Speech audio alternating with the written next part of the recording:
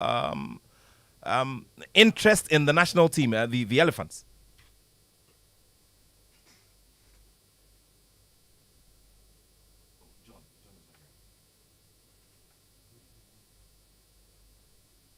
All right, so let's bring in Stone here. Stone, it could be anything. Three possible results in the game. So we've talked about the win and what it's going to do, but then we have to look at the reality of the situation as well, because Guinea-Bissau do not have anything to lose, and they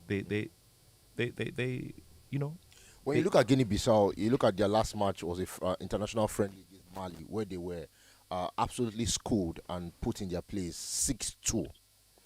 And since then, they played Burkina Faso, where they drew. They lost to Guinea. They played Sierra Leone. They won, and then they lost to Nigeria 1-0, and then they defeated Nigeria. You look at the stat line. Cote d'Ivoire have not played a big team and gone there to struggle. They've had relatively wins, and wins and wins. And I'm saying this. I'm going out on a limb. Cote d'Ivoire is going to win the match. It's as simple as that. I'm just saying it's as okay. straightforward as that. From what I can see, there is no indication that this match doesn't get to a 2-3-0. I mean, no goal from Guinea-Bissau, because you look at the matches that Cote d'Ivoire is coming from in terms of who they've played, and look at who Guinea-Bissau have played, and look at who they've look at Cote d'Ivoire, for example, beating Sierra Leone 5-1, going away against Gambia, defeating them, playing against South Africa, drawing against Morocco. Defeat. Their only one of their only defeats was against Zambia. Defeated Comoros twice. Lost against Algeria in 2023, and all this kind of stuff. But if I look critically at it, this match is a show of force. That is what it is. It is a show of power. This is what we can do. This is what we are coming to do. And in terms of who they've played and who and what they've done and how they've scored and how they've not scored and what has happened, I believe this match is going to be a 2-3-0 win for Cote d'Ivoire. It's going to be a statement. We came here for business. Guinea-Bissau, go back and regroup and complete the other matches, because this one is done. That's how it's going to be. Well, Gary, Stone says that this one is done. Is a 2 or 3-0 thing for Cote d'Ivoire this afternoon from the way things are going. You agree?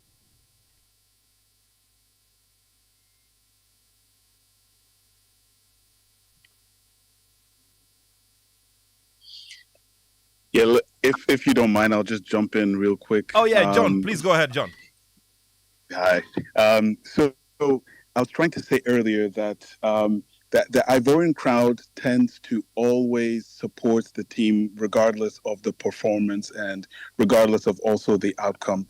I was recently in the friendly match that they played against South Africa in the same stadium that Ghana is going to play in, and South Africa scored quite early in the match, but the Ivorian crowd, the Ivorian fans, continue to cheer, and they continue to dance and support the team until Sebastien Haller scored a goal to draw the match, and it ended up on 1-1, if my memory serves me well. So to answer your question, I don't think that even if we end up not winning tonight against Guinea-Bissau, that the fervor or the excitement around AFCON will die down. I think that until the end, they will continue to support Ivory Coast. And I also think that it'll probably be like a 2-0 or 3-0 affair tonight, hopefully. Well, 2-0, 3-0 affair tonight. That's very interesting. So let's see how things go. John, we're grateful to you, and we'll be coming to you for more conversations during the week as we roll these games before the fans and do all the analysis and bring the backstories as well. John, thank you so much. Thanks for having me. Well, so John Buffo is an analyst, and he is based in Côte d'Ivoire, bringing us up to speed on happenings on the ground in Abidjan as we get ready for the opening game. I'm looking forward to the opening ceremony and what will make up the art and the celebration of the culture of the Ivorian people and their history as well. And also, ultimately, the game itself and whether Octopus Stone can have his prediction right. I don't know about you out there watching us and listening to us. Remember 055 111 1997, 055 111 1997. Of course, coming up very shortly as well will be a conversation with African football legend Sami Osei Kuffour, who has won big accolades in the world of football, has played at the AFCON with Ghana. We'll relive the moments as well, and we'll look ahead to what will be hopefully a good game for Ghana on Sunday. And he tells us how he thinks the Black Stars can can rewrite the script at this AFCON. He is giving a condition. We'll be talking about all of that later on. Still here on the Joy Sports Link on Joy 99.7 FM, switching the conversation towards the Black Stars in a little bit, but that will be after this message. Be part of the moments to remember with AFCON 2023 on DSTV. Experience Africa's biggest football tournament with all 52 thrilling games live and in HD the way you like it. Enjoy expert commentary that will blow your mind. It's a gorgeous finish. Super goal. And the finest analysis to keep you in the game. Live your pride, passion and love for Africa's beautiful game from the 13th of Jan to the 11th of Feb on Supersport or anywhere on DSTV Stream. Thank you very much for staying with us here on the Joy Sports Link on Joy 99.7 FM. My name is Nathaniel Attoh, and I'm ably backed by the rest of the Joy Sports team. So what if I told you that 10 Ghana cities can get you free concert tickets, shopping vouchers up to 500 Ghana cities to shop at Melcom, or get some tickets to buy some juicy chicken at KFC every week? Now, this is what to do. Just stake 10 Ghana cedis or more in the Game Park Game Pick 1 or Pick 4 lottery to be entered into a weekly Saturday raffle for a chance. Now, regardless of the outcome of your stake, you can still win a voucher for yourself. Now, vouchers are limited, so play more to increase your chances. And remember to watch the Saturday promo draw on Adom TV. It's at 6 p.m. So we're going to do all of that as we build up to the opening ceremony. And just make sure to dial star 946# or visit www.gameparkgames.com to play now. Terms and conditions apply. Game Park Games, more moolah, more power. Well, in the past week, we've been having conversations with some of the big names who have graced the stage of the Africa Cup of Nations. Now, I spoke to Lai Kingston, and that was on last week's edition of the show. And he's got thoughts on various things that the Black Stars need to do, some of the things that the Black Stars need to do to ensure victory. Now, he's been speaking about the subject of experience and, taking in experienced names and faces into a tournament like this, and how beneficial they can become to any team, and in specific focus, the Black Stars. Yeah, for me, I think one thing they should know, that they're playing for Ghana. And Ghana, a lot of people have so much respect for them, and Ghanaians are also expecting a lot from them. You know, they know. They've come to Ghana, they've played qualifying in Ghana, so they know how Ghanaians love the game. You know, talking about experience, each and every player that is in the squad now have played a lot of games in Europe. They've played under a lot of pressure. So talking about pressure and all that, I don't think we will have, the players will have that on their shoulders. One good thing that Chris did is him bringing Andre Ayew into this squad.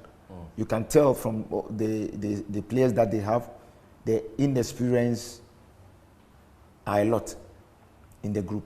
So you need someone like Andre that have seen it all to at least be part of the team. At least, even if he's not going to be a starter, he should be around the team. He can sit with them, motivate them, share stories about the Nations Cup. All these can help the fresh ones that are in the squad to at least have a little fair idea about what they're going to meet out there. Looking at the tournament itself, I know Ivory Coast have improved their infrastructure in terms of hotels, in terms of the pitches.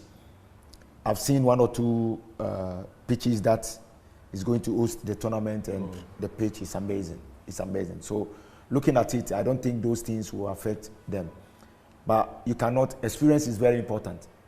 I agree with you, but we have someone like Jordan who have seen it. You have Andre who have if he goes to this tournament, I think, if he feature in this tournament, I think he will be the highest appearance Together player, with player in Africa. So, the likes of Rigobert Song. So for me, I was so excited to see him being part of the team so that he can at least achieve something before he leaves the national team. Well, Lai Kingston there. And now we'll bring into the conversation Kwadwo J. Jima. He is a coach and a football analyst based in the UK. And he has thoughts. He's been following the Black Stars, and he's got thoughts on how the Black Stars should exactly, attend to this game or approach this game to ensure a win. Now, in terms of the head-to-head, the Black Stars have recorded clean sheets against Cape Verde in the last 5 meetings, and that means it's something positive going into the game. But of course, Cape Verde will come in, the lesser entity, but with nothing to lose, and will come all guns blazing, and that is something we should surely expect. Kwadwo, thank you so much for your time. My pleasure. Look, everybody's been looking at the, this ideal situation where the Black Stars will overcome all the challenges and, all the difficulties from the last trial game against Namibia and put up a good game that will get a good result tomorrow evening. How do we approach this? Yeah, I think that first of all, I'd like to thank all your listeners as well. But also, the most important thing is that the Black Stars, in the last few games, having kind of giving a lot of Ghanaian fans confidence. And so it would be very important how we start our play in terms of, how we start attacking and creating chances. That would be very important in giving the ordinary Ghanaian that hope that we can actually do well and go far in this tournament. And so for me, I just think that from onset, whatever tactics the coach has, he has to unleash it so that it can get the whole nation buzzing again. Because, when we look back at the matches that we've watched in the last few months and a year or so, it hasn't been too much encouraging. And so if we want to get the nation buzzing, I just think that the coach would have to be a bit forward-thinking at the same time as well, making sure he's staying compact with the defense. That would be very helpful for all of us so that we can, start cheering the team on more and more. Now, Gary, you've also been monitoring a great deal. We're looking forward to hopefully having, a Kudus Mohammed in the fray, so that at least it brings a certain level of confidence. You're known as the man who will be a playmaker in the team. He's also going to strike some amount of fear and caution in the opposition as well. For you as well, what kind of game are you looking forward to seeing the Black Stars play against Cape Verde, who can become a very tough customer tomorrow evening?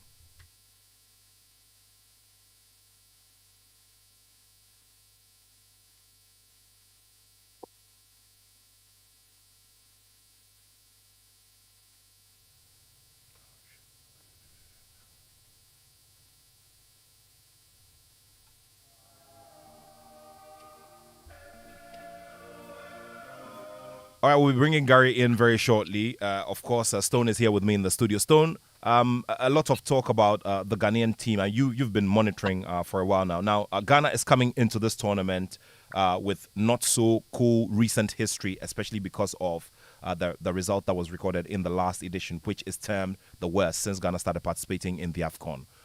What kind of responsibility then lies on the players as they go into this game against a Cape Verde who could be very, very troublesome if given the opportunity? When you look at Ghana, when you look at Ghana, they are one of the top in Africa.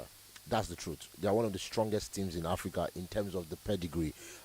You're mentioning Ghana in the same breath as Nigeria or Morocco, or Tunisia or Egypt or Cote d'Ivoire and all this kind of stuff. Ghana at this tournament have a responsibility to do what they normally do, and that is make it difficult for opponents to get through them. Ghana is a team that you don't have Ghana tomorrow and then you sleep well tonight. You do not have that. Even if it might not be the strongest team in terms of the names, but in terms of the quality that they can deliver, And in terms of the fact that Ghana just have that pedigree, there's something about pedigree when you come into a competition, that you have history as a nation, that you have done well consistently. It's like Real Madrid at the Champions League. Although it might look like you don't have the names, but they still turn up. And that is what Ghana, I believe that, all the trouble, this one is there, that one is there, the quality is this, Thomas Partey is out, all those kind of stuff might be, stressful at this point. But I think that if Ghana is serious, they can get out of that group very comfortably. They don't need to really stress themselves if they are serious. But if they go there and be like, oh, this our Ghana, we don't need anything, they are going to be shocked. But if they can play compact like we know Ghana can, I mean, Jordan and you, if you put that brother has tank, like he's a tank, he's a guy that has lungs. He will run through the 90 minutes and doesn't get tired. He's one of the players I admire in Ghana. Jordan Ayew, very, very strong player and very, very good player. If you put him on the opponent's best player, you might not see that player in the match because he will mark him to the most and he will still deliver up front. So at the end of the day, when you look at Ghana, if they play as a unit, if they come together, if they are serious with it, if they put in the strength that I believe Ghana can do, and that is where you can bring in the hungry players that maybe I might not have played at any AFCON or whatever, that are willing to prove themselves. And when they look at the bench, they see somebody that's playing in Europe on the bench, and then they see themselves and they want to prove themselves in that kind of situation. And then maybe as a coach, you want to play some 1 or 2 psychological games. You get what I'm saying, in terms of benching this player a little bit and seeing if he responds when he comes off the bench in the 60th minutes, if he's too comfortable in the first match or in the second match, that kind of thing, so that you can get the right pick for the quarterfinals, which is where Ghana wants to go and get to the semis and get to the final and win it. Ghana have a team that if they come together, they can use that strength, that ability, that seriousness to get over the hump. But if they take it as a joke, it's going to be problems, because Cape Verde is not a team that you want just joke about. They are a team that are serious. They are a team that are coming to this competition with all seriousness. And if you watch their counter-attacks, watch the way they score, they are fast. You get what I'm saying? They are fast. So Ghana can just press them, stay on the halfway line and play them in that situation and make sure that they have their wing backs ready to run in case there's a counter-attack. Just pressure them. They will break. This is Ghana. They will break. Ghana will find opportunities. I mean, come on now. I mean, I know we talk about the fact, I talk about Nigeria, we talk about Ghana and this kind of stuff. But come on now. This is Ghana. Come on. This is Ghana, according to Stone. I don't know what you think as well. That's the reason why we'll be glad to have your messages at this time. 055-111-1997. Let me come back to you, Kwejo. Kwejo, Stone has spoken about the admiration for Jordan Ayew and what he can do in terms of effect, especially on our forward lines if he's given the opportunity. So I don't know what you have put together in terms of who you'd want to see start this tournament for Ghana, because as the situation stands, we're not too sure about what a standard 11 will be for the Black Stars because of the transitional period that we're in as a national team. Who would you want to see start this game for the Black Stars from where you sit, Kwejo? So I just think that, even from a striker's position, I just believe and think that Jordan should be playing more up front, in the box, because I feel like he's been throughout a lot of tournaments, AFCON for a while now, and we haven't really seen him score a lot of goals. And so I just want to see him play more in the number 9 position and play Kudus behind him. Let's see what Jordan as a striker, as a number 9, can do, because we've always utilized Jordan as a wide player because he's got double feet and he's got quick feet and he can, dribble as well. And that for me is not helping, especially with this team when we don't actually have a striker. So I would like to see Jordan up front, and then I would want to see Kudus behind him, Atisiki in goal post, and then be Gideon Mensah probably, and the fullbacks as well. The defenders, I must say that I'm not too confident about our defense this time around. So wherever the coach pairs, there has to be a lot of understanding. There has to be a lot of compactness, closing all the gaps, making sure that we're able to put up a very strong wall against every opponent as well. I want to see Ashmiro start this game, our next game tomorrow, which is Sunday. I want to see him play in the middle, and then whoever pivot he goes with. But I want to see Ashmiro because he can pass the ball as well. And then obviously we can play Nyama on the side, and we can play the other white man on the side. But most importantly, what I want to see Black Stars do should be able to defend well. Because naturally, football is a natural course. If you defend well, you can easily break in transition. And so I want to see the team be able to defend well. And the mentality of the team as well. Should we go down? How do they comport themselves? How do they come out of a go down? And with that mental strength is what I want to see. And because most of these games that we see always is going to get to that point. You have a game strategy or tactics, and then you go into the game, and then obviously, you get shot by an early goal. How well the team will be able to pick themselves up will also be there for all to see. These are, keynotes that we have to look through the tournament and the first game especially. The coach would have to use his experience a lot in these type of games. And I want to see a Black Stars that will start very well, but also know how to defend very well in some portions of the game when the opposition teams also come at us. Let's now try to get on the results card before focusing on some of the other big fixtures for the weekend. We're trying to get Gary's sound sorted out, but just in case you're joining us, this is the AFCON preview with special focus on the Black Stars of Ghana as they go up against Cape Verde. Good thing is that Ghana has recorded clean sheets against Cape Verde in the last 5 meetings, and that should be replicated hopefully from a Ghanaian perspective tomorrow evening when the two sides meet. But there's always the bits of caution as well, and that's the reason why I've got the technical people and the analysts to break things down for us. I don't know what your expectations are. You can send in the messages so that we can all do this together. Coming up very shortly as well is that conversation with Ghana legend Sami Osei-Kuffour, who's there. He's been there on this terrain, and he's got thoughts as well. So the results card. You have projected a 2 or 3-0 win for Cote d'Ivoire in the opening game. What about the Black Stars against Cape Verde before we go on to the other games, Stone? I think it's going to be 1-0 for Ghana because of the pressure that Ghana is going to put on them. But Cape Verde, they are not also scrubs. They are not people that you just put aside and say, okay, these guys will not do anything. So 1-0 for Ghana. But if Ghana is serious, it can't get messy for Cape Verde. It can't get to 4 if Ghana is serious. Okay, so 1-0 on the regular because of the reality of the situation in terms of Ghana's form and all of that. But then we can go serious, up to 4 if we are serious. Kudus can start this AFCON with a hat-trick if they are serious.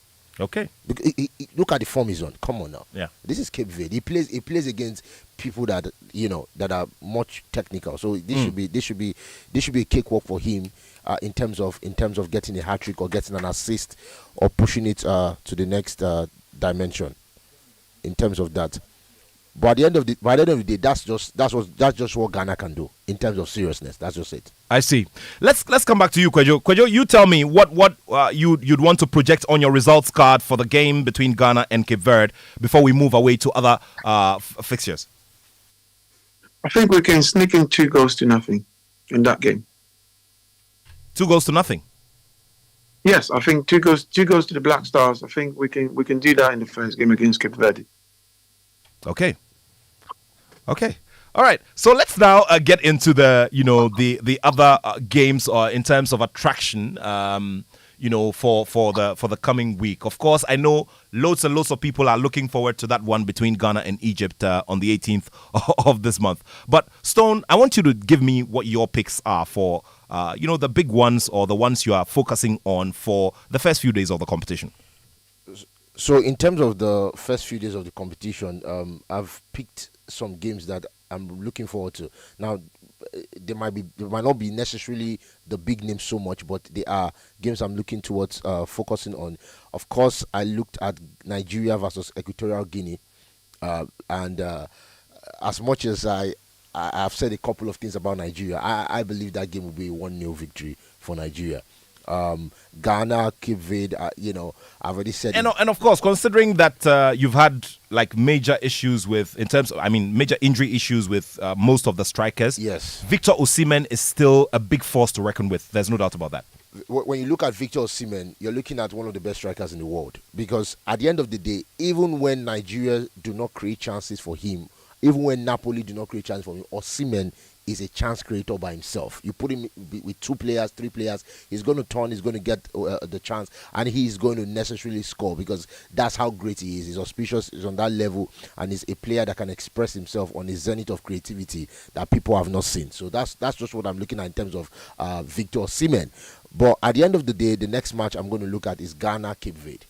And when I look at Ghana Cape, I've already talked about that. I said it's going to be 1-0 looking at Ghana's form. But if Ghana is serious, we're looking at a mauling, we're looking at a destruction, we're looking at a humbling, we're looking at Cape Verde put in their place. That's what we're looking at. Then Senegal versus Gambia.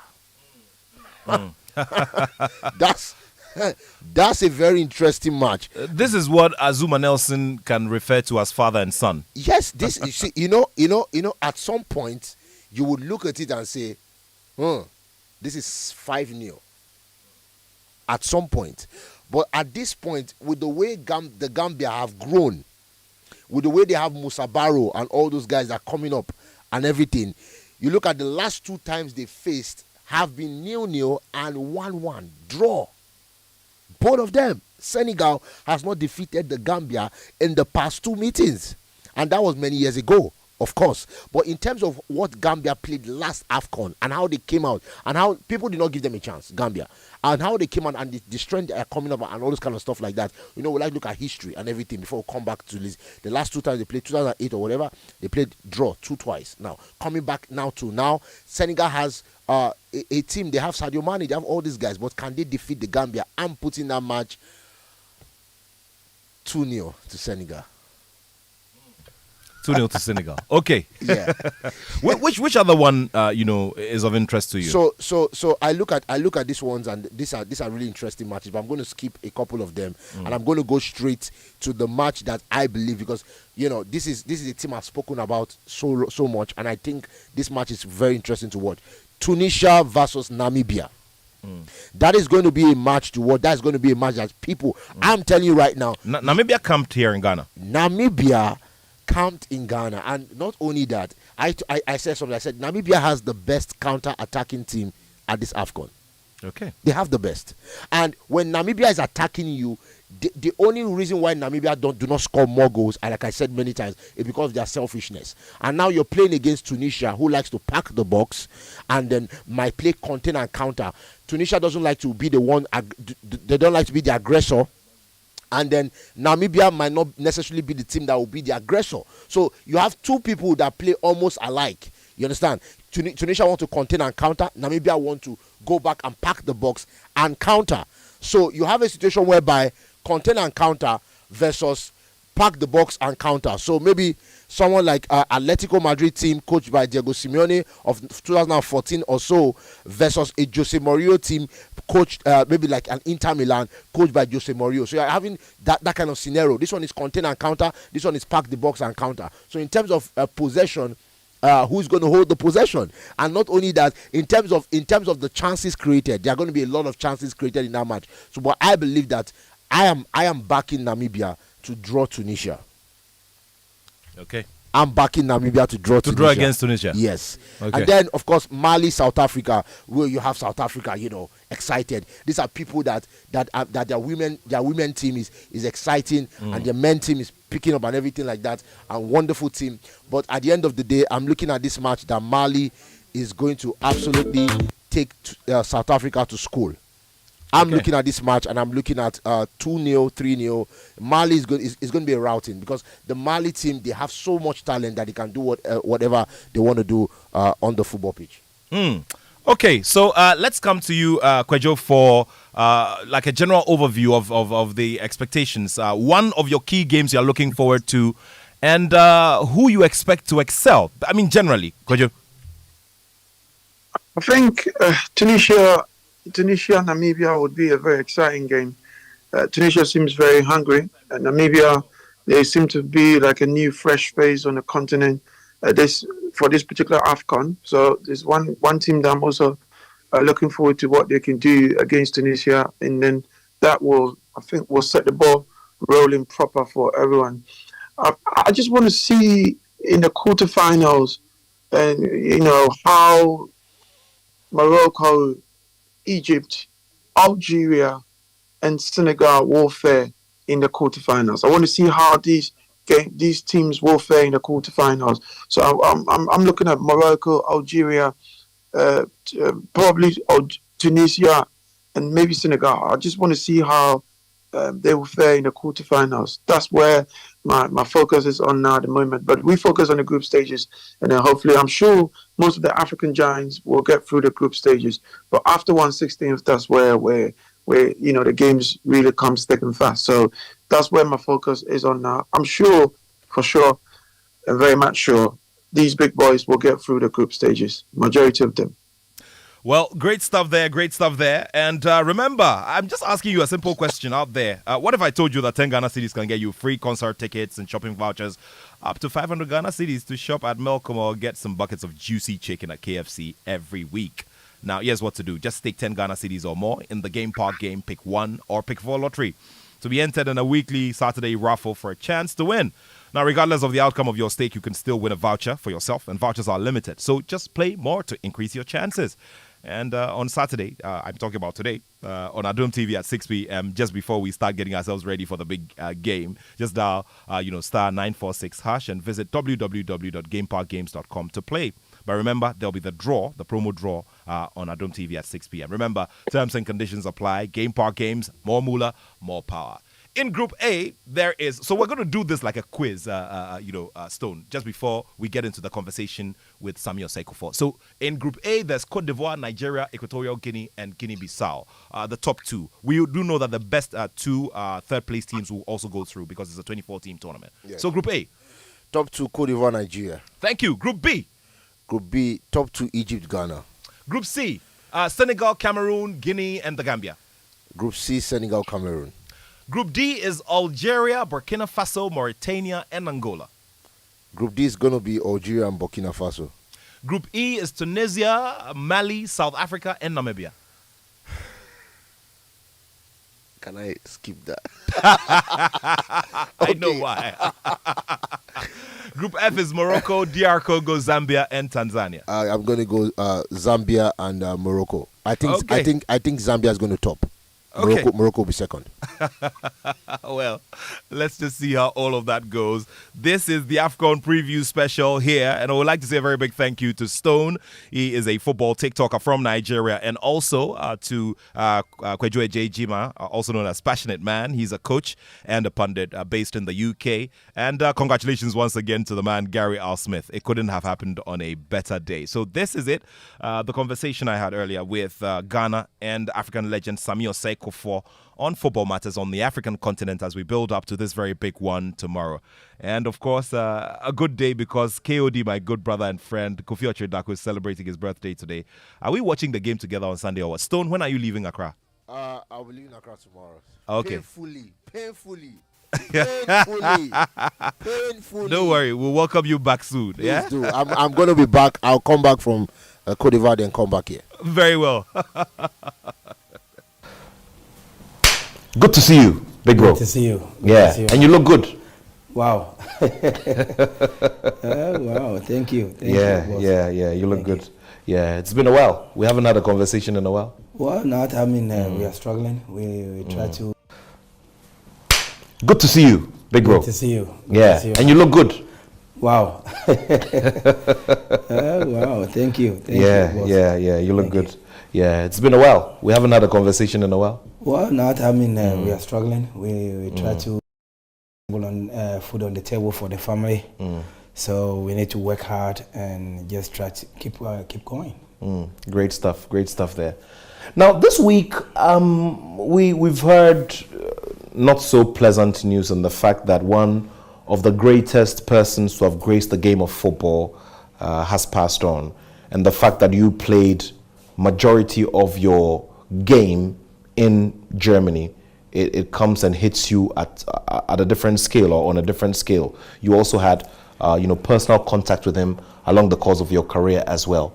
The Kaiser, Franz Beckenbauer, a man who won the FIFA World Cup as a player and as a coach as well. What were the thoughts that struck you when the news was broken to you? Well, it was early in the morning when my mom, the German mother, called me, and then she said something bad has happened. And I thought that it was his brother, because his brother is not feeling well. That's my uncle. And he said, no, it's a friend. Kaza is dead. And I was really shocked. I saw him when we went to the Legends Night. And honestly speaking, he wasn't looking so well because he easily forgot exactly what we were discussing and so forth. So, and then for me, it's the way that almost everybody will go. And what he has done for me, I remember when I was signing my first contract with Bayern Munich, 1993, he was in the room and he grabbed my hand and he said, welcome to the family. And those are the words that such a personality talk to you about. I was very young, and it gives you courage, and he understands my culture, where I'm coming from, because I think he coached at Pele, 1991 Champions League final. So he understands the concept of the African boys. And if I'm doing something wrong, he will call me in and just try to direct me or correct me in so many ways. So, me personally, it hurt me a lot because he have done something great in my career. May his soul rest in peace. Franz Beckenbauer, definitely a person who touched many lives around the world with what he contributed to the game of football, and his iconic figure and his persona and what he brought to the game sure are those that will be the sons of time. Now, we've been talking about the Africa Cup of Nations. We are in the Africa Cup of Nations season. You've had your experiences there. There are loads and loads of thoughts to share about our national team, our levels of progress, and how we're organizing ourselves generally. We'll start off with,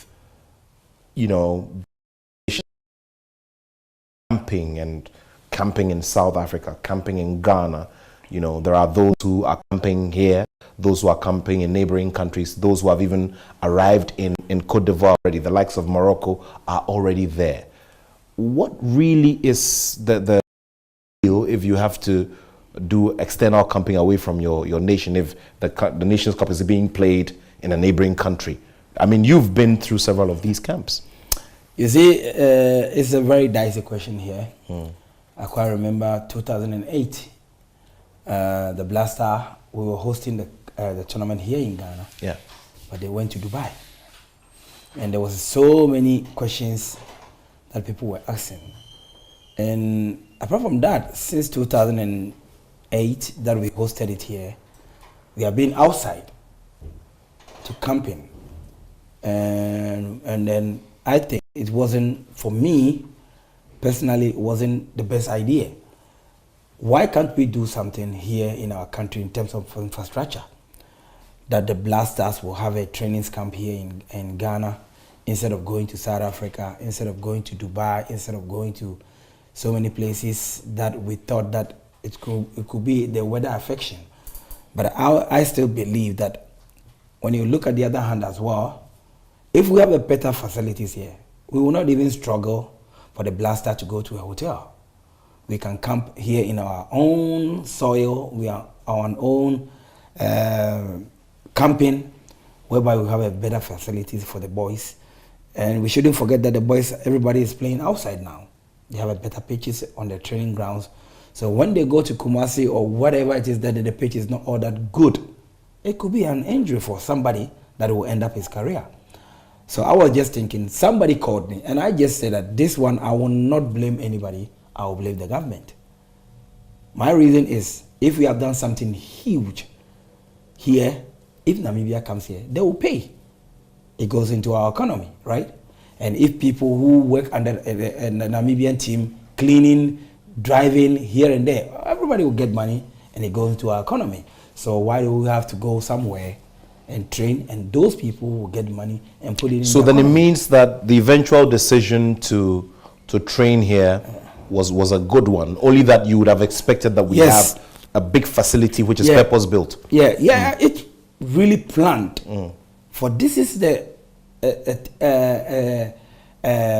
venue that for the Blasters or for most of the national teams, because Germany, we cannot compare ourselves to them, but they have built more than it's a city its own. But when you look at our country here, everything has to go outside.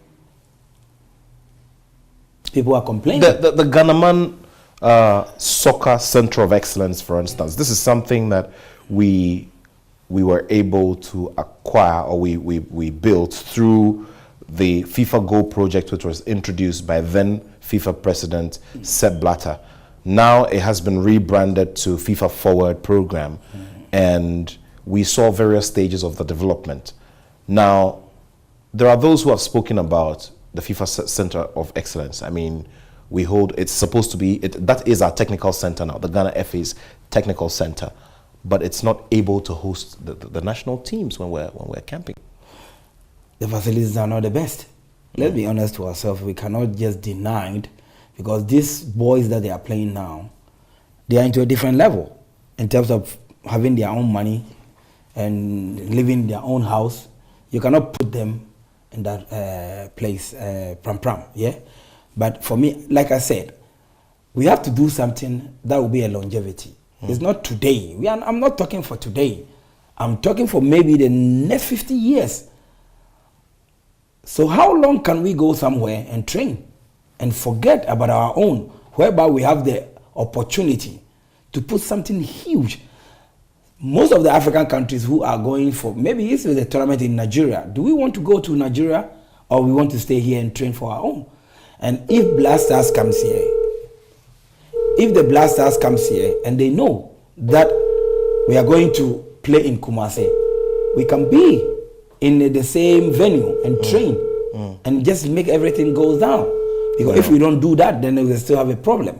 We will still have a problem, because every day it will be a discussion, it will be a debate that did the Blaster deserve to go somewhere, did the Blaster deserve to stay here and then train here and have the country behind them before they travel to any tournament? Yes, because the country want to see our boys doing well. Like yesterday, almost Kumasi Sports Stadium was full because of our friendly game, because the people are so crazy about our game. The love is getting back because the people were going to the stadium to see our boys playing. Imagine if the Blaster goes to Namibia, to Dubai and play friendly games against Namibia, and nobody saw Blaster playing. People may have a doubt, but now people can just say, you know what, we saw them playing, so let's give them the hope and then go to the Cote d'Ivoire and do the best for the nation. But for me, I still believe the government should put a project here to sustain. Either we'll play here in Ghana as a host, or we go most of the Western African countries, we can stay here. And if you go to, for instance, Egypt, or you go to all the Northern African countries, then you have opportunity to go to Dubai, because it's still the same. But if we play here in Cote d'Ivoire, Nigeria, Cameroon, you don't need to go anywhere if you have a better facilities. Interesting stuff there. Well, you talked about the numbers at the stadium to watch the friendly game against Namibia. We've had all sorts of feedback since that game was played, considering the fact that it is also our final dress rehearsal sort of.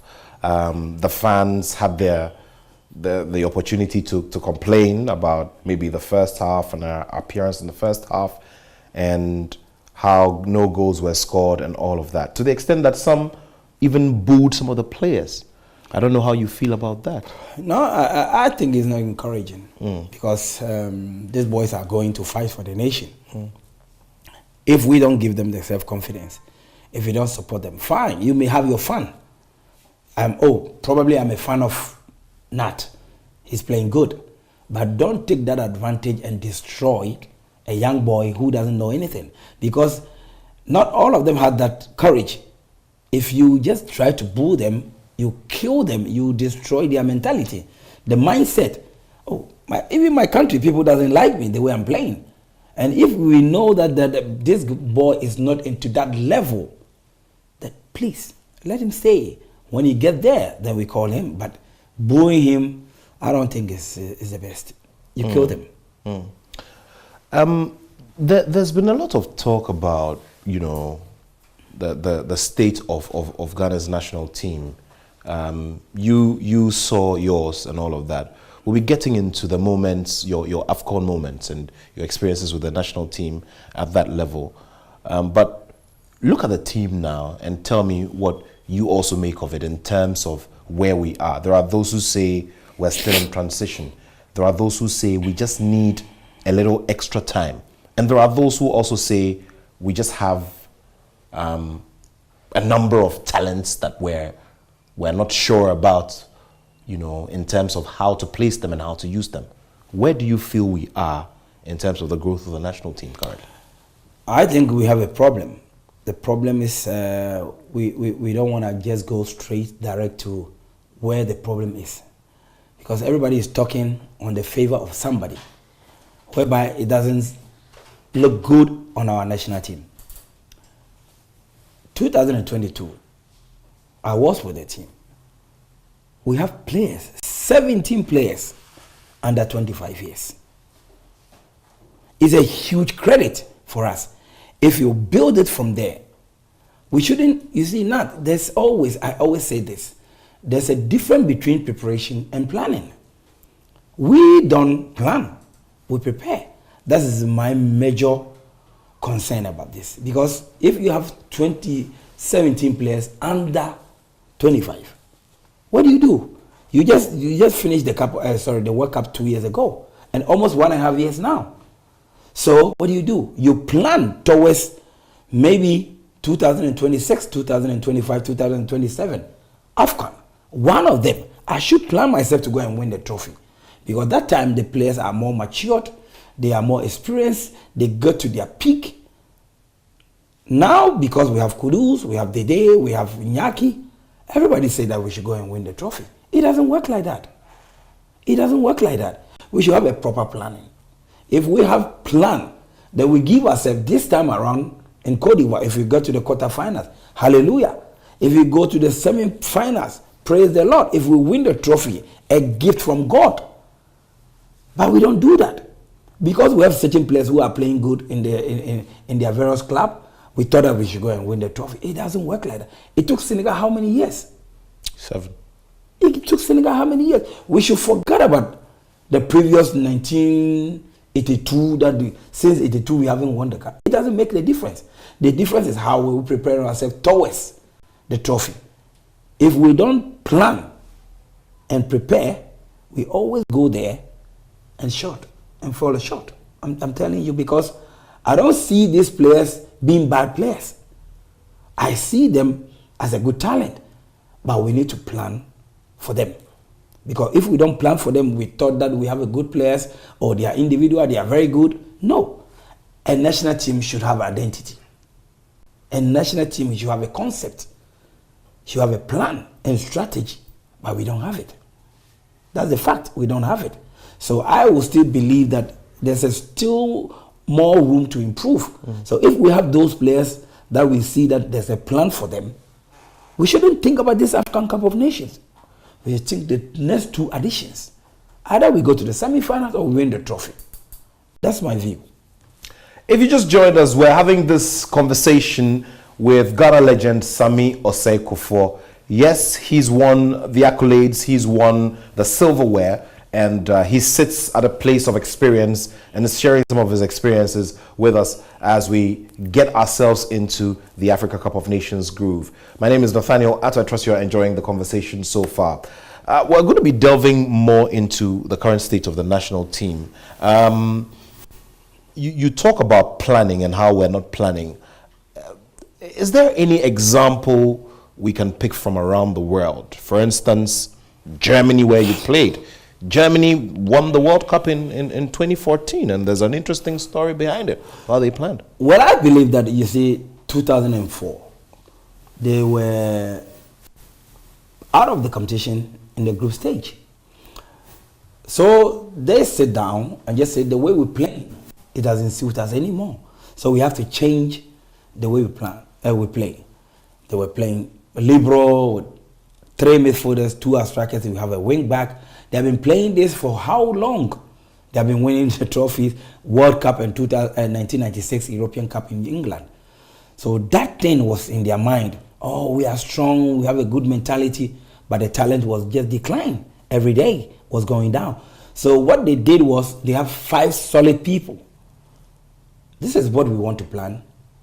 Klinsmann, you have Jürgen Löw, you have Oliver Bierhoff, you have Matthias Sammer, and then you have Hermann Gerland. Those 5 people sitting down and just, you know what, let's plan. In the next 10 years, we have to win the World Cup. So look at the road to the success. 2006, they host the World Cup in Germany. They said to themselves, if we go to the semi-final, it's hallelujah for us. And they did go to the semi-final. They won the 3rd place. 2008, they go to Europe final against Spain. 2010, semi-finals against Spain. 2012, semi-finals against Italy. So you could see the progress. 2014, what happened? They won a World Cup. They even have their own village in Londrina, in Brazil. They didn't go to FIFA's camp because they have a plan. This is what we have been planning towards our 10-year journey. And it never failed. They went there with the young players that they were playing. Almost everyone was playing under 20. How many of them were in that team? You can Neuer, Ozil, Boateng, almost all of them were in the same team. Khedira, that they won the 2014. So you see, there's a planning. And if we don't plan, we say that this is how we want to do it, we can copy from somewhere. And if we copy from somewhere that will help us, we have to follow the procedure. Now let's get into the AFCON. From your perspective, as a tournament, it's been growing. It is seeing its own levels of growth and all of that. As we speak, the winner will pick up to $7 million US. I mean, you look at what is happening in Europe, and it's way. I mean, multiples above what is happening in Africa. I mean, when you look at the reward system, how do you feel about the reward system for the biggest competition for CAF, which is the biggest? I mean, there are big conversations about the marketability of the AFCON and how physically fans don't even really travel around, and so how do you feel about the reward system generally, and first, how much value there is on the AFCON? No, first, the traveling system in Africa is very poor. In Europe, it's very close to each other. You can just pick a train from probably Germany to France. Within 2 hours, you are there. But here, when you're traveling in Africa, it takes you 1 day. I can't remember, me and Steven, we were traveling to Tanzania. Steven Apia? Yeah. Okay. we were going to Congo. It took us almost 1 day. We have to go to Togo, come back to Nigeria, Cote d'Ivoire. Then you'll be in transit for almost a day. So it doesn't help the people, and the people are also scared to go there. You don't know what is happening in the country, unless maybe the fan base that they have joined and they will support the national team to go wherever they want to go. As an individual, it becomes very difficult for people because the traveling system in Africa is not good. Would you have wished that the winner's prize, the winner probably got up to maybe like 10 million instead of 7? You are just and this is even an improvement on the previous figure. Yes, because I mean most of the clubs or most of the countries will spend more money than that. Yeah, than that. So that tells you that it's everything about planning. Before it used to be $1 million, right? Yeah. It got to, I think last edition was 3 million, 4 million, yes. And now we got to 7 million.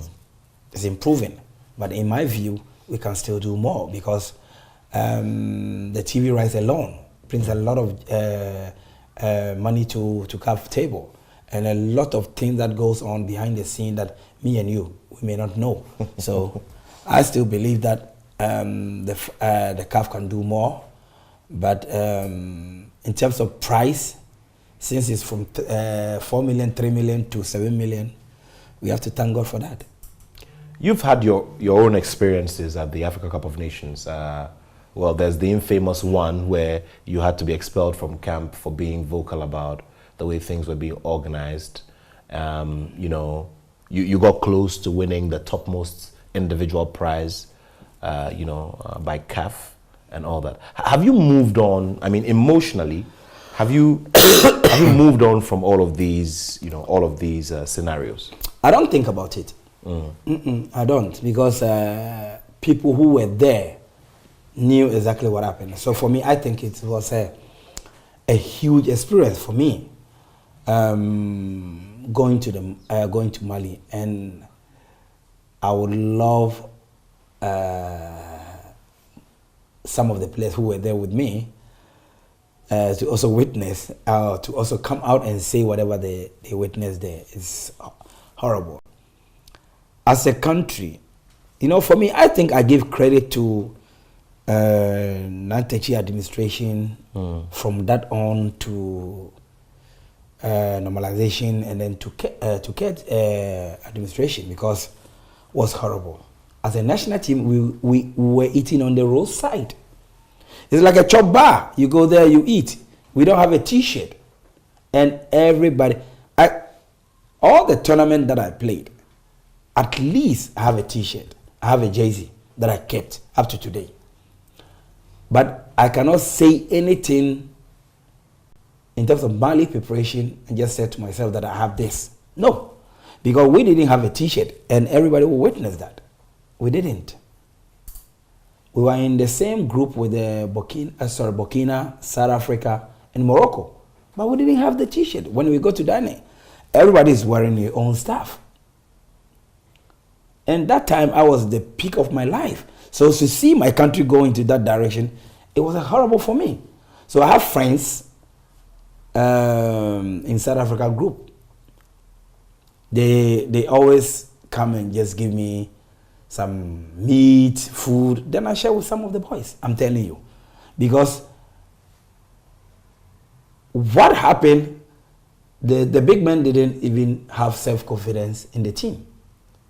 We go into a tournament without any T-shirt, without any jogging. Everybody's wearing their own stuff, and we have to go to the stadium and go and watch a game, whereby I think it was a South Africa against Burkina, their first game, and we played the next game. Then I said, I had an experience over this. We went to Mauritius under 20. Our first game against Mauritius, the opening game, and then Nigeria and Cameroon has to play, and it was fire. It was like they killing each other. So that got us scared, because we were watching the game live. The way they were kicking each other, it was better than we watching on TV. So we don't see that intention. And then they said to us, and I just stood up, I said, boss, who was the minister? And then when I explain, the minister understands me. But some people may think that you're being too known, but it's a fact. So it wasn't the accusation that they were accusing me that I went to the nightclub. Oh my God. Where we staying, there's nothing. There's nothing. So I was so glad that Emmanuel Sekofo came out and just explained to people. And for them to sack me from that point, I think it was a blessing for me. Serious. It was a blessing for me. The reason is, when I was coming, Bayern Munich said, "No, we don't want you to come, because we have so many crucial games that you can play for us. So we'll give you something." And I said, "No." The minister called me, spoke to my mother. My mother was very angry that I said I will come late. And that an old man was the president. So the call coming in, I have to come to Ghana. When I got to Ghana, I had a meeting with the old man. We were just cool. Everything was cool. And then for people to say that I went to the nightclub, it kills me. It kills me. So that was not true? No, where we were. It was, that time, I had a baby, and I have to go and call that baby, and call, sorry, your family. Yes, to call my family to find out what is going on. And it was terrible. And I was so glad that I left. I have to be honest, because we never asked a question. Why did the Mackenzian leave the camp? We never asked that question. Why did Michael leave the camp? We never asked the question. Why Derek Boateng and the other people were cooking in their room? So if we have already planned and prepared ourselves for that tournament, do you think that these young boys will cook in their room? No. Because where we were the first team that reached into Mali. And from Bamako, we traveled almost 5 to 6 hours. I see. To where we camp. But I think we were in the northern part of Mali. Terrible. But we sacrificed all those things because of we want to play football, because our loving country, people, we sacrificed. And then somebody just come in and lie. I was very disappointed when I was listening to Coach Malik Jabel. I respect him a lot. I respect him because they were the people that paved the way for almost all of us to be where we are today. Yeah. But you cannot go on the radio or national TV and lie about it that you were the one who sacked me from the camp. I'm sorry, Coach Malik. Please, I know that he may listen one day. No, he didn't do well. Thing that happened almost 18, 20 years ago. And you are bringing it back and tell people that you sacked me. What will you get if you sack me? And you didn't even sack me. He didn't even know how he got to Mali. He didn't even know how he got to Mali. Did he know? He doesn't. But coach, you cannot stand on the TV and say that you sacked me. No. That wasn't cool at all. You've asked us not to cry about 40 years and, you know, the fact that we haven't won for 40 years because we have not really planned to win after 40 years. Now, you look at all of the teams and by your technical analysis and what you see in terms of form, who are those who you feel are very prepared for this tournament?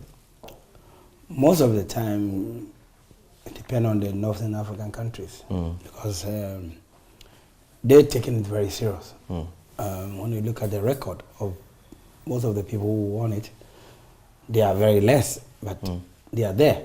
Egypt has won it 7 times, right? And Nigeria, I think 3, 4, yeah.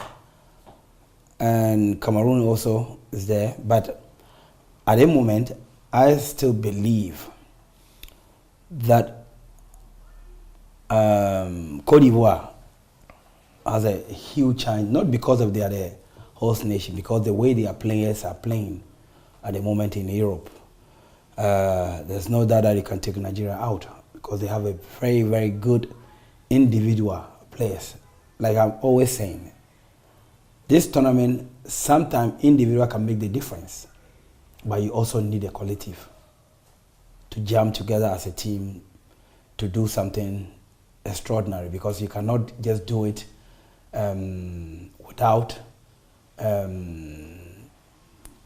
unity. The Nigerians, we all know the egos are huge in their teams. Everybody thinks that he's playing the best club. So for us, as a Ghanaians, we know our level. So now we are not counting ourselves one of the favorites. But this is where Ghana becomes dangerous all the time. When we go into the last time that we have the trophy in our hands, we nearly stop going. But it end up that we have so much talent that when you even mention some of the players' names, people go, wow. Sometimes when I meet some of the African legends that we are talking about all those kind of things, you mention George Alasa, Opoko Afri, Razak Polo, and then people go, wow. So those people, they still exist, you understand? But at the moment, we cannot count ourselves one of the winners or one of the favorites in the tournament. But Ghana can cause upset to any club, any country that we face. about the upsets. Now, these other teams are all backing up. They're all learning from what.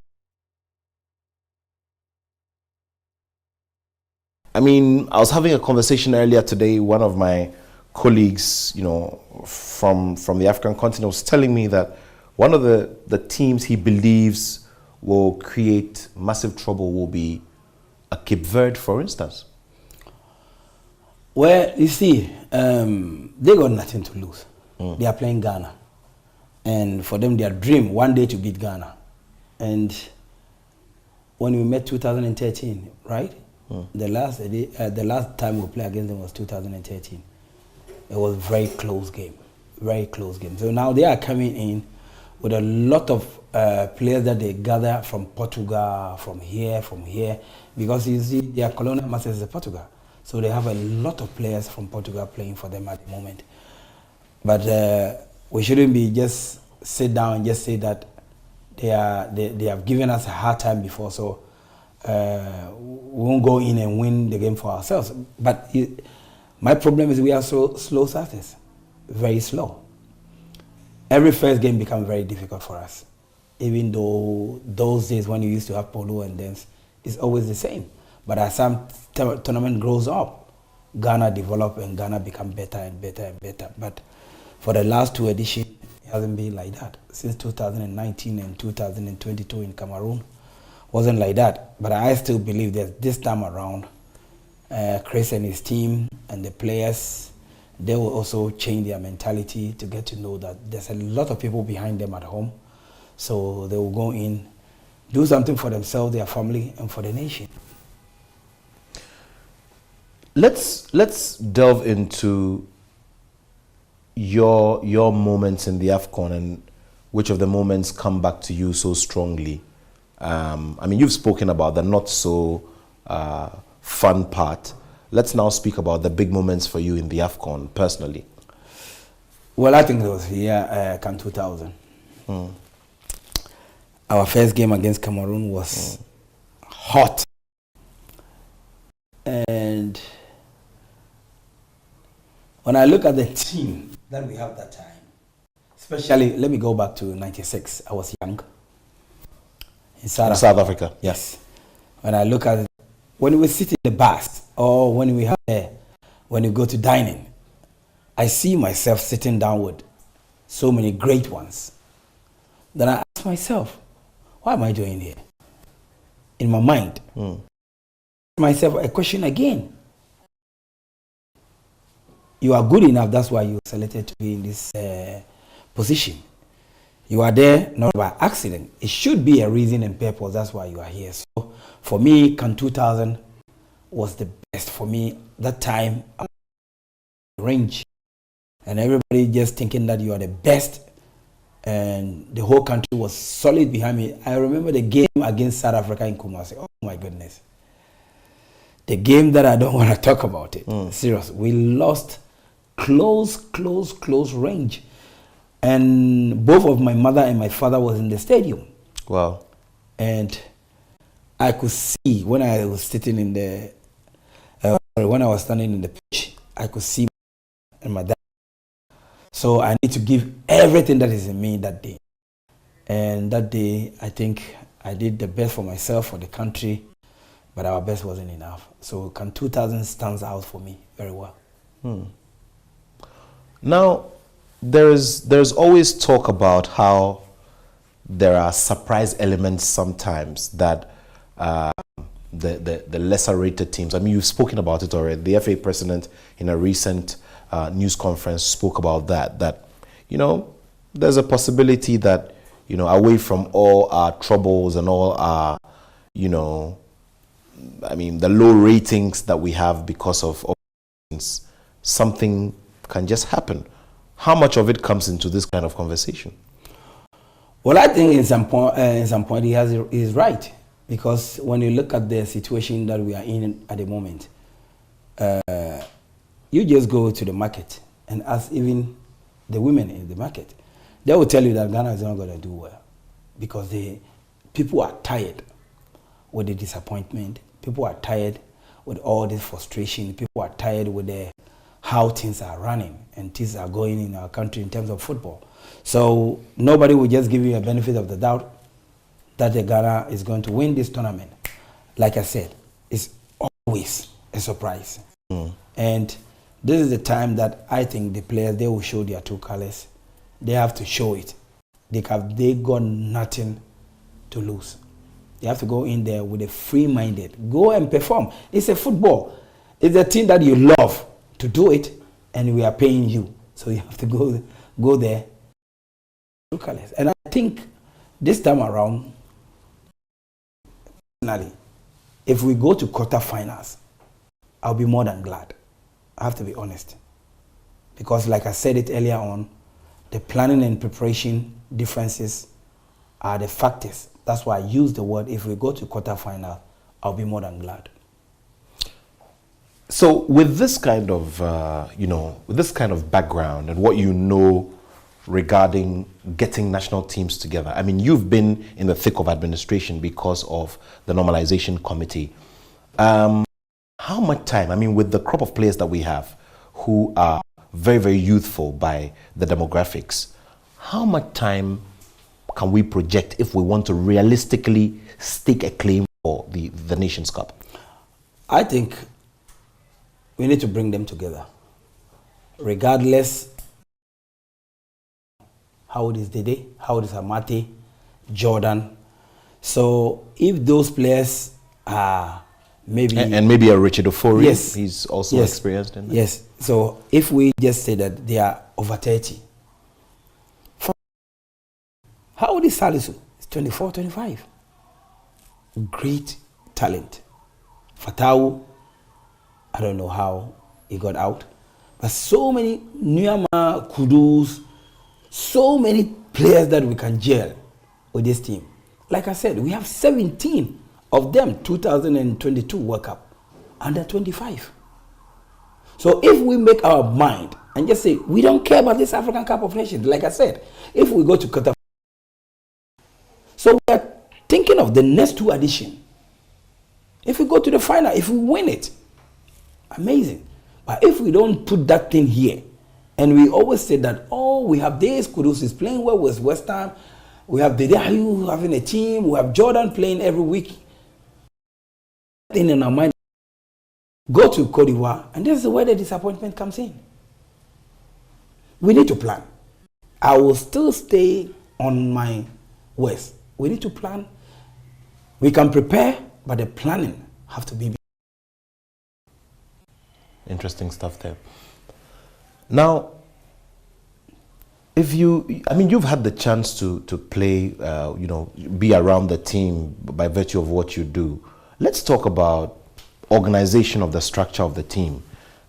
You spoke about the German national team, who obviously are a good template, especially if we're looking at the year, 2014 and the years preceding that, because of the kind of success story they recorded. Now, this thing about legends being a part of the technical setup, what's your take on it as well? I think it's brilliant. It's brilliant. You need somebody who understands the game. When Otto was there, sometimes we can stay in a room and discuss a lot of things. And he understands my language, where I'm coming from. Because if they go to training and I see something wrong, I don't hesitate. I speak to him. I won't speak in the public, but I will go straight to him and we discuss. Some of the players also, if they're training, I see you that maybe certain things that you are doing wrong, I come to you, we talk about it. Because I am here to help. And I'm not here to criticize the player. I'm not here to kill the player. I am here to motivate you, for you to do well. I mean, if you do well, you do for the country and you help the team. So if I am there just to kill you or to criticize you, you are not the best, you are not good, it doesn't bring anything. Since they are all young, since I have been in that position before, and somebody also encouraged me for me to be where I am today, I think it's the best thing that you need some of the legends to be there. And I think Stephen is going with the team, right? Maybe. I mean, we've had a chat about it, and there's a likelihood that he may be in there, with the team. That's a good opportunity. That's a good thing, because I mean, you have somebody who has captained the nation for almost a decade. If he's there with the team, is a good thing for the players. Somebody may see you, and if you see what you are going there, not because of football alone. You are going there, somebody may talk to you about his business. Since you have the business IQ, you can also direct the person. It's also part of the game. It's not everything that has to be football, football, football, football. We talk about business as well. What are you doing with your money? How are you investing? You ask those questions. And you see they will come and talk to you. Oh, maybe they don't have a people that they rely on and just put their money into their hands. Do this for me, do this for me. Because we've seen so many disappointments.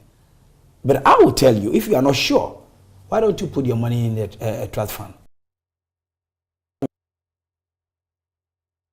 Want to buy something, trust me, I don't need your money. I have enough. I will just be there for you to see that your business or whatever you are doing is going well. It's also part of the being there as well.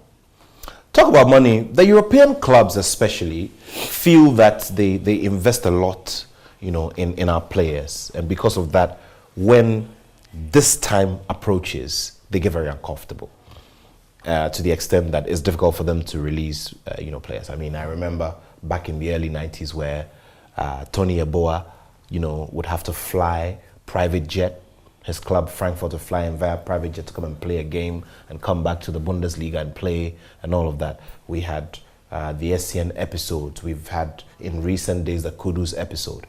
I mean, in recent days you've heard about the bargain that Cameroon have with Onana and Manchester United. How's the best possible way to go around this very, very tough subject of teams, big teams or big clubs in the big leagues, and this period when you the big players have to serve your nation? We have to serve our nation, either we like it or we don't like it. I personally, through Ghana, that got me where I got. From under 17, nobody knew me. Through under 17, I got a contract today. So certain things you need to sacrifice. But how many people think like the way I'm thinking? And some of the club also cause problems for the player. And I think it's all about when we were playing the tournament in summer, nobody was complaining. But I don't know why it turned back into January again. Because then some of the European big clubs thinking, oh, I'm paying this player almost £300,000 a week. If he left to the Cup of Nations, I'm still going to pay him because he's not injured. You cannot just deny that you are not paying the player because it's in his contract that you have to pay him. So the clubs are just thinking that, oh no, if he goes, we have maybe, for instance, Liverpool at the moment, they are losing Salah, right? And he is the talisman in the team. So imagine he's gone and then they lose the league. They will still put the blame on Salah.